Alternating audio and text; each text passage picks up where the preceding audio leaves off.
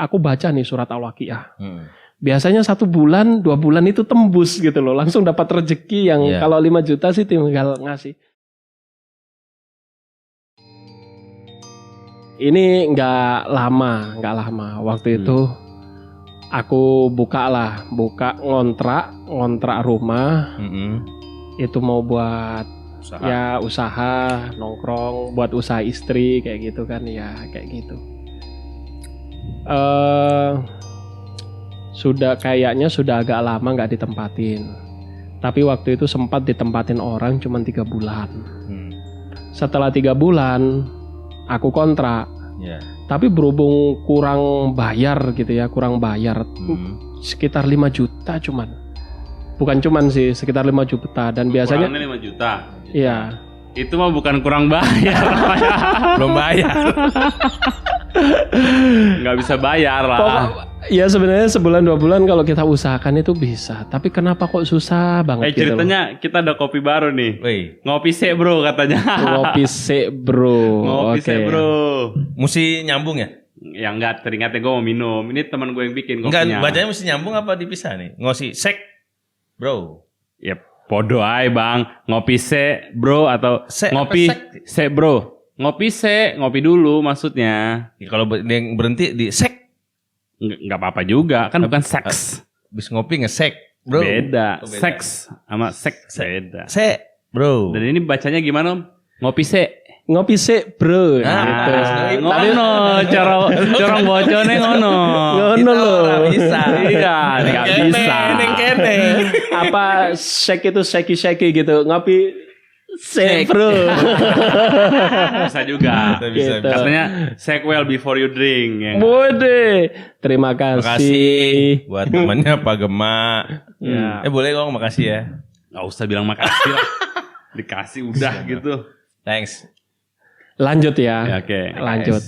Singkat cerita begini. Kalau aku lagi kepingin rezeki cepet mendekat banget nih. Aku biasanya baca surat Al-Waqiah gitu ya. Habis asar sama habis subuh. Itu ya sejauh ini alhamdulillah gitu ya. Sebulan 2 bulan itu pasti ada rezeki yang 2-3 kali lipat yang bisa aku terima gitu. Tapi selain itu aku kembali ke masalah agama, aku juga kembali ke kekuatan pikiran bahwasanya pikiran kita itu bisa mendatangkan dan menyerap rezeki gitu. Korelasinya sama cerita tadi, aku baca nih surat Al-Waqiah. Biasanya 1 bulan, 2 bulan itu tembus gitu loh. Langsung dapat rezeki yang kalau 5 juta sih tinggal ngasih. Ini kok nggak tembus-tembus, kenapa? Sampai akhirnya bulan ketiga, keempat aku putus asa. Udah, nah apa sih kok begini? Aku merasa kayak, wah dicuekin nih sama Tuhan kayak gitu kan ya. Baru ngomong kayak gitu bang. Duhur pas jam 12, aku habis sholat duhur, ditelepon bahwasanya kontrakan itu ambruk. Hah? Wow. Ambruk. Semua kontrakan genteng sampai tempatin buat tinggal. Untungnya belum ditempatin karena kekurangan duit 5 juta tadi. Oh, baru mau nempatin. Ini kurang duit 5 juta kok susah banget ya. Kok sulit banget ya. Akhirnya kan aku baca Al-Waqiah dan lain-lain, biasanya sih mengharapkan biar dapat uang untuk bisa penuhi. Untuk bisa aku masuk sewa, gitu. Biasanya ya kalau sebulan sih 10 juta, 20 juta biasanya nih. Baca surat Al-Waqiah. Ini aku bukan menyesatkan atau bagaimana karena tapi ini kesaksian pribadi lah. Ini kesaksian pribadi bahwasanya yang lu alamin. Nanti takutnya wah itu sesuatu hal yang baru, itu bid'ah dan lain-lain. Nah, aku nggak ngomong ke sana. Nanti ada yang nyoba nggak berhasil. Ada yang nyoba nggak berhasil. Nyalain suratnya. Jadi panjang itu. Nyalain agamanya gitu. Ini sih sesuatu hal yang aku coba sendiri. Kekuatan pikirannya berarti bang yang bagus banget. Sombong. Ya tapi singkat cerita ini kesaksian pribadi lah. Bisa jadi begitu. Aku yakin aku jalanin karena ada referensinya dari yang sudah-sudah, ada referensinya dari buku-buku juga ada kayak gitu kan ya. Dan ketika aku praktekkan, aku beberapa kali berhasil. Tapi ini kok nggak berhasil. Di situ aku ada buruk sangka kenapa ini nggak terjadi kayak gitu. Buruk sangkanya ke siapa? ke Tuhan, ke yang atas. Kadang sering gitu sih manusia. Biasanya terjadi, kok ini nggak terjadi sih? Kenapa sih kayak gitu? Ternyata pada waktu aku habis buruk sangka, nggak lama sholat duhur, hitungannya 15. Pokoknya habis sholat duhur, aku buruk sangka sebentar, habis itu dapat telepon. Hitungannya 15 apa tadi? 15 menitan lah. Nggak ada menit. Bahwasanya kontrakan itu ambruk. Semua. Atas itu. Dan gentengnya itu masih genteng lama yang bobotnya 15 kilo. Yang cor-coran itu. Ternyata dalemannya kayu-kayu itu udah kropos. Di situ itu aku sedih banget, aku pingin nangis apa gimana. Sempat nyalain Tuhan lagi. Ternyata mungkin gini, gue tahan rezeki lu karena gue mau nyelamatin lu. 5 juta aja gue kasih kali, tapi lu masuk situ bocor. Begitu, Pak. Benar. Istighfar langsung kan? Aku istighfar. Makanya, ya ampun. Lu jangan cepat-cepat sujon. Jangan cepat-cepat sujon, Bang. Betul. Coba dia sabar dikit aja, dikasih waktu gitu 1 hari untuk dia sabar. Dia nggak sempat harus ngeluarin kayak perasaan dongkol gitu ya kan. Gitu. Dan ketika ini ajaibnya lagi nih. Dan ketika aku habis kembali dari masjid, habis sholat tadi ke kantor. Wajah murung pasti, wajah penyesalan, wajah bingung. Ini tinggal 5 juta ternyata ambrol kan kayak gitu. Akhirnya ditanya malan sama pimpinan bos di kantor. Kenapa? Ini istri mau usaha begini-begini tak ceritain. Malah ambrol. Oh gitu. Ya udah nggak apa-apa. Pakai duit kantor aja. Ibaratnya kalau rezeki udah diturunin, turun semua nih, Pak. Turun semua. Kayak gitu. Akhirnya turun. Aku dipinjemin nih sekitar 19 jutaan malah. Malah kalau tak buat renov dan lain-lain itu masih ada sisa. Sisa sekitar 4 jutaan. Itu tak buat kelengkapan yang kurang-kurang. Masih ada sisa? Masih ada sisa tadi. Berapa? Ya udah 4 juta habis tadi. Intinya habis lah. Parah dia, Bang. Parah ya? Kemarin dia bilang kalau dapat 1,7 triliun kasih ke orang. Ini 19 juta, 1.000 pun enggak. Aduh. Kacau. Lidah sendiri dilidahin. Itu. Oke, lanjut. Singkat cerita udah selesai kan, udah selesai dan lain-lain. Lupa toh ngaji-ngaji lagi. Lupa ibadah-ibadah lagi. Ambruk lontar nih. Akhirnya udah selesai direnov semua, masuk itu udah hawanya udah kayak nggak enak gitu ya. Apalagi ya itu belakang juga ada rumah gede banget nggak ditempatin juga. Singkat cerita di situ itu memang ada suara-suara aneh, penampakan aneh. Sampai yang tinggal di situ itu cerita. Ini kontrakan yang rubuh itu tuh kontrakan lain? Kontrakan yang rubuh tadi. Oh gitu. Setelah udah kita renov, selesai kita masukin, kita nggak ngaji-ngaji lagi, Pak. Kayak gitu. Sudah lama gitu kan ya. Setelah direnov dan lain-lain itu kan butuh waktu lama tuh. Nggak ngaji-ngaji, ternyata lambat laun ada yang begituan itu suara aneh. Suara yang di kamar mandi yang waktu itu cerita kayak keran istrinya Pak Gema ada keran terbuka sendiri gitu kan. Singkat cerita sampai yang nunggu itu nggak berani, kita disuruh ke sana, suruh nemenin sehari 2 hari nggak ada apa-apa. Pada waktu saya ke sana, saya zikir, saya sholat kayak gitu. Pada waktu aku nggak ke sana, adekku si Agus itu lari ke birit-birit. Katanya ada suara. Katanya aja gemersek. Sampai lari naik ke lantai atas. Tidur sama yang jaga itu. Karena takut. Terus besoknya dia cerita. Iya Mas, di kamar mandi. Ada 3 kamar mandi. Di atas itu kamar mandi kosong. Di bawah itu ada 2 kamar mandi. 1 kamar mandi luar, 1 lagi kamar mandi dalam. Di kamar mandi dalam yang ada kamar mandinya itu ada suara-suara. Lah aku kan agak kadang yaitu mencoba untuk tidak percaya yang begitu-begitu karena dulu sering yang mistis-mistis. Coba sih kalau ada kayak gitu kamu rekam. Saya tantang begitu Pak. Si Agusnya supaya saya percaya. Oke. Hari kedua ternyata ada Pak. Saking takutnya dia mau naik ke lantai atas, dia tinggalin handphone dia dulu sebagai bukti bahwasanya ada sesuatu hal yang ganjal. Oke. Ditaruh di rekaman tangga. Suara apa rekaman video? Rekaman suara. Oke. Rekaman suara ternyata terdengar juga di rekaman suara. Suaranya kayak gimana? Kayak gitu-gitu Pak. Aku sendiri kaget gitu loh. Di dalam rumah anjir mengkor. Bulu kuduk gue berdiri gitu. Iya, gue nggak punya bulu kuduk. Bulu kuduk apa sih Bang? Bulu kuduk itu apa sih? Kayak pori-pori gitu. Ah udahlah Bang, makin salah. Bulu kuduk deh, bulu kuduk. Oke. Akhirnya, waduh ada suara begituan. Ya sudahlah, aku masih baik sangka. Mungkin ini suara toren yang mau kemasukan air. Gitu. Mungkin ini suara ya pokoknya aku mengadakan pembenaran kayak gitu. Ya.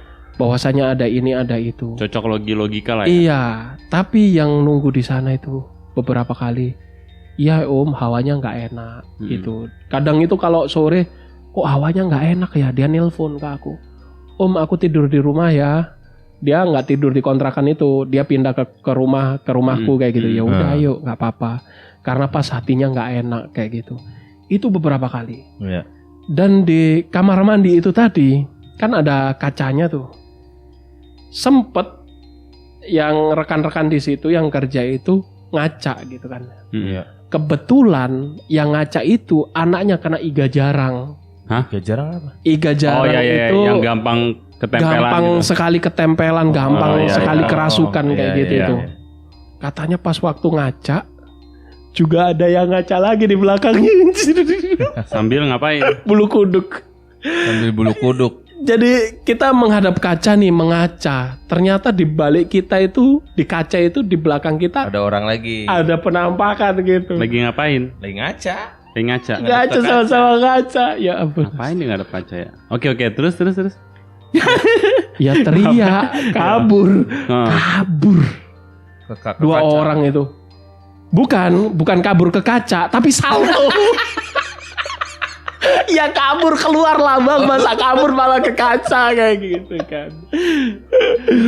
Akhirnya kabur, ya ampun. Udah 2 kejadian, bahkan 3 kejadian. Nih kejadian selanjutnya.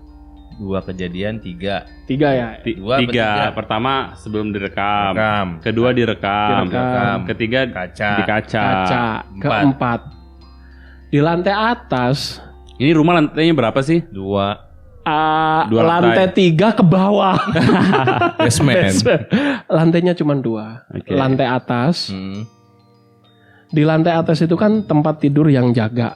Padahal tempat tidur yang jaga. itu di lantai atas. Jadi di kamar tempat tidur atas. disuruh jaga. Jadi satpam. Tempat tidur orang yang jaga. Tempat tidur orang yang jaga. Oke, yang orang yang jaga tidur di lantai atas.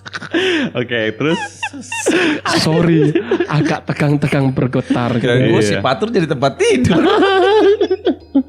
Lah, itu ada tetangga katanya yang lewat pada waktu maghrib kayak gitu.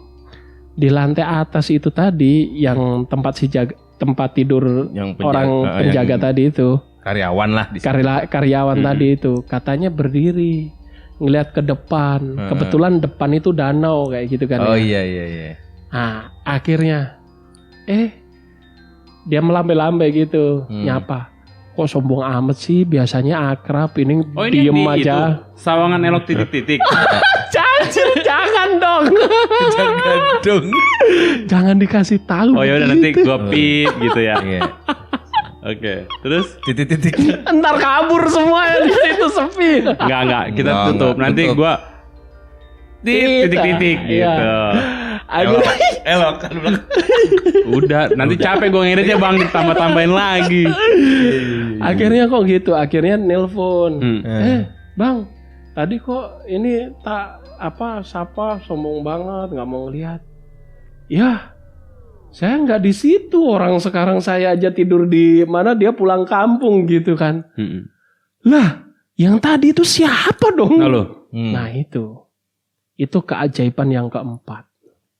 Itu bukan keajaiban, keanehan yang keempat. Saya menyebutnya keajaiban aja. Kok ajaib? Apa ajaib? Ajaib itu yang sesuatu yang kayak fantastis gitu. Wow. Iyalah, wow. Pasti tekor meledak-meledak kayak petasan. Iya. Oke lah, entah itu keanehan, entah itu keajaiban, entah itu keindahan ya. Menurut sudut pandang masing-masing aja dah. Ya. Atau itu keenakan. Keenakan lah. Oke. Yang kelima. Jadi tuh orang yang satu sebenarnya dia pulang kampung. Iya. Tapi temennya lihat dia ada di dalam. Ada di atas. Dia sebelah yang akrab. Iya. Dia ngeliat ada di atas. Dia di atas. Dari luar ya, ada atas gitu. Terus dia taunya tuh pulang kampung, tanya ke siapa? Nelpon tadi, si yang jaga. Dia nelfon langsung. Bro di mana gitu? Iya bro, di mana? Tadi kok sombong amat, gue sapa lu diem aja. Gue kan lewat di kampung gitu. Lalu di mana? Lah gue di kampung. Lah tadi itu siapa? Iya. Gue sih masih tetap berbaik sangka. Bisa jadi tadi itu entah sarung, entah baju yang kita centelin di jendela, jadi seolah-olah kayak orang berdiri, begitu kan. Itu orang aja yang ini. Itu orang aja yang matanya picek. Pikirannya kotak-kotak gitu kan. Iya, pikirannya kotak-kotak. Itu juga. Oke, lanjut. Singkat cerita nih.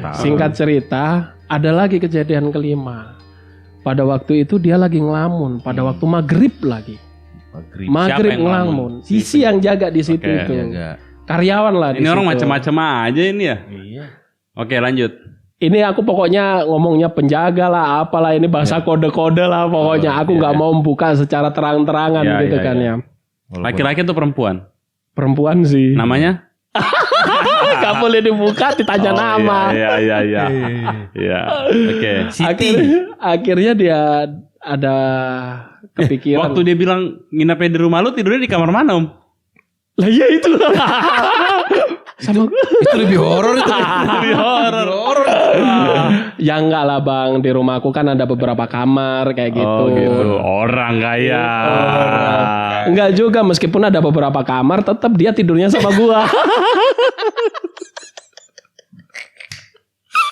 Gitu. Oke. Terus lah, singkat cerita dia juga pas lagi ngelamun berat pada waktu hari capek mungkin. Dia capek dan hari mendekati dia mau menikah gitu. Itu yang pernah ke kafe kita?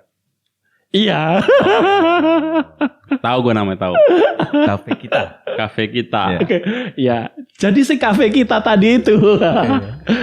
Jadi tiba-tiba dari tangga itu turun perempuan. Turunnya ke bawah pasti ya. Turunnya ke samping Bang, turunnya ke samping. Enggak nanya sampai tuh turun. Iya, dia kan lagi di dapur bawah. Kayak ada sekelebatan. Ada orang turun. Perempuan turun, baju warna putih. Dia kaget dong. Nah, kayak gitu. Singkat cerita. Yang keenam. Lah, yang kan belum.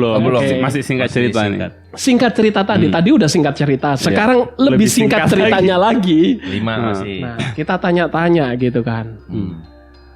Tapi sebelum itu, anak-anak di situ udah saya suruh sholat, saya suruh ngaji, saya suruh zikir, kayak gitu-gitu. Itu semuanya udah mulai cerah Bang. Jadi udah nggak ada kayak gitu. Jadi itu tadi, ini ada sangkut pautnya dengan podcast yang sebelumnya. Bisa jadi energi negatif karena dulu mungkin ada peninggalan aura-aura atau energi negatif. Dengan kita sholat, berdoa, berzikir, ngaji. Saya suruh ngaji pokoknya. Bahkan saya wajibkan kalau pagi sholat duha kayak gitu kan ya. Itu kan energi positif nih Bang. Energi positif ketemu energi negatif. Kalau energi positifnya kecil, mungkin mental yang positifnya. Tapi kalau positifnya ya kayak magnet aja. Ya enggak. Kalau plus minus. Enggak, kalau positif sama negatifnya masih rata. Positif kali negatif itu hasilnya negatif, Bang. Nah, kalau positifnya lebih kecil apalagi. Positifnya harus kita bikin. Positifnya harus kita gedein. Nah di situ kan ada beberapa orang nih. Akhirnya ya jadi kita ngomong positif negatif kayak gimana gitu kan. Saintifik banget orangnya gitu, sok ngerti banget. Akhirnya aku kalau ke sana cerah dan di sana itu ya emang udah berakhir? Belum udah kan? Berakhir. Enggak, masih kesana-sana kan? Iya, tapi berarti bukan di tempat itu lagi, Bang. Udah pindah. Tapi ya berarti nggak ada hubungannya cerah atau enggak, emang ditinggalin tempatnya? Apa? Enggak, tempatnya ditinggalin. Ditinggalkan? Bukan ditinggalkan, ya tetap masih dijaga. Masih dipakai. Oh, masih. Dijaga. Belum berakhir dong. Bahkan sekarang ini ada 2 orang udah. Berarti belum berakhir dong. Sebenarnya belum berakhir ya. Iya, kalau nanti ada cerita lagi. Tiba-tiba besok dia cerita lagi tuh kan? Iya bisa jadi begitu. Tapi so far setelah sudah tak ada lagi. Mereka ini positif dulu. Yang udah lo suruh itu. Bener, dulu kamar yang tak lihat aja agak surem gitu ya. Jadi cerah. Sekarang itu cerah. Yang tadinya hitam jadi putih. Lah kan dia pakai Pond's Tip. Oh iya, Pond's Tip. Bukan karena itu sih, bukan karena itu cerahnya. Jadi karena lampunya kita banyakin. Iya, pakai 1000 Kelvin. Aduh. Ya. Nah, singkat cerita itu udah mending lah, maksudnya nggak ada lagi. Singkat cerita sejauh ini udah nggak ada lagi. Tapi ya, gue coba balik ke belakang lagi. Sebenarnya kan Om Epen tuh dikasih tanda, rumah diambrukin. Perkara satu adalah masalah uang. Ya. Terus pas itu udah terjadi, rumah ambruk segala macam kan ngasih sinyal bahwa udah lu jangan kesini. Nah terus temennya tawarin uang. Bosnya tawarin uang untuk bantu renovasi itu. Dilanjutin sama dia. Bandel berarti kan? Bandel. Nah padahal ternyata memang terus ada kejadian-kejadian itu. Tapi kan. untungnya dia lebih kuat, gitu kan? Itu sebenarnya sih udah dikasih jalur. Kalau menurut dari maksud gua kalau dia nggak sekuat itu, Bang, maksudnya ada kan orang yang menyerah kan. Kadang kan kita sama Tuhan tuh dikasih kayak lu masih bandal ya udah nih, lu kasih cobaan, kasih cobaan. Lu jadiin deh tuh terserah lu. Nah, ternyata tinggal ngebentuk kitanya. Betul. Tuh, kalau misalnya itu nggak kejadian mungkin di tempat lain. Dia kan nggak ada kasih manusianya buat ibadah. Iya, nggak ada nganjurin orang untuk doa rajin-rajin. Akhirnya kan positifnya itu berimpact ke dua sisi. Ke sisi yang si Om Epen cerita sama ke pribadi masing-masing orang itu kan. Bener. Ini ada yang cerita. Yang cerita begini, Om. Kalau tempat yang begituan, kalau kamu usaha di tempat begituan, kalau blangsat beneran loh. Iya. Tapi kalau bagus kuat beneran. Juga gitunya. Bagus beneran. Dan ya syukur alhamdulillahnya. Berarti itu motivasinya untuk pertahanin. Iya. Ini tempat bagus gitu loh. Bahkan yang sama yang punya sama yang ngontrak itu juga pertama sih mungkin agak renggang gitu ya. Tapi kesini-sini ini kita saling mengerti. Katakanlah kalau pompanya lagi rusak gitu ya. Aku ganti ya sudah, aku nggak ngomong-ngomong. Kalau aku bayar telat kontrakan juga dia juga udah wajar dan lain-lain begitu. Oh, yang punya rumah. Yang punya rumah. Oke. Kayak gitu dan ya udah mulai ini sih bukan belum ending ya, tapi sejauh ini udah pada suasananya udah cerah, udah pada indah kayak gitu loh. Jadi oke, kita nggak bisa gitu ya mengarahkan laju angin. Paling tidak kita bisa mengarahkan arah layar kayak gitu ya, arah perahu, kapal kayak ya, arah kapal. Gitu. Jadi mungkin ya sudah yang suasananya begini-begini, tapi kita coba pasrah, berdoa dan lagi-lagi kayak gitu. Nah, masih ada cerita lagi. Banyak ya. Lanjut. Kayaknya banyak nih pengalaman misterinya nih. Ini ya maklum dulu hidupnya ya di kampung begitu, Bang. Banyak yang begitu-begituan. Itu cerita di kampung tadi. Kalau ini di sini. Oh, di mana kota apa? Kota apa? Bogor. Di sudut kota ini.